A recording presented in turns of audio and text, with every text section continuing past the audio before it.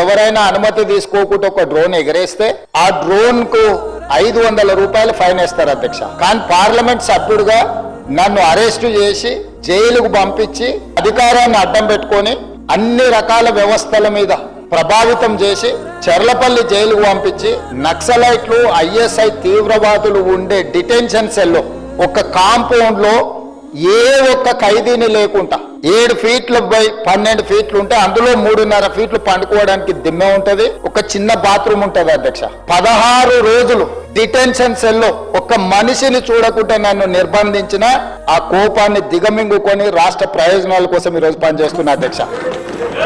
రాత్రిపూట పడుకోవడానికి లైట్ బంద్ చేయకుండా ట్యూబ్ లైట్ ఆన్లో పెడితే అది ఓపెన్ ఎయిర్ జైలు. ఇంతింతలో బల్లులు 7 ఫీట్లలో 3.5 ఫీట్లు దిమ్మ ఉంటే దిమ్మ మీద పడుకుంటే ఇంకొక 3.5 ఫీట్లు గ్యాప్ ఉంటది.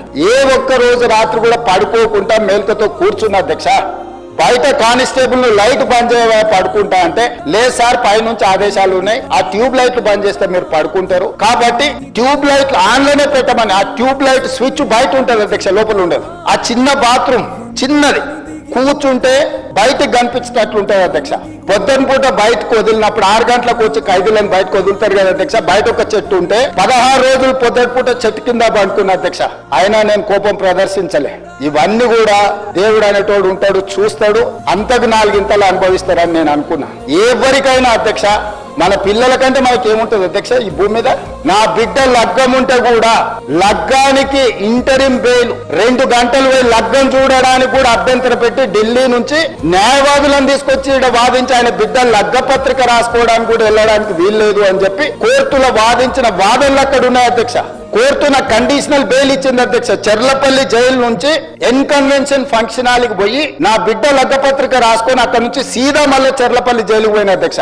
రాజకీయ కక్ష సాధింపు మీద నాదా? సరిగ్గా నేను ప్రమాణ స్వీకారం చేసే రోజే నా మీద కక్ష సాధించిన వాళ్ళని దేవుడే చూపించి దావకంలో షరీక్ చేపించింది అధ్యక్ష. నేను ఎవరిని ఏం అనాల్సిన పని లేదు.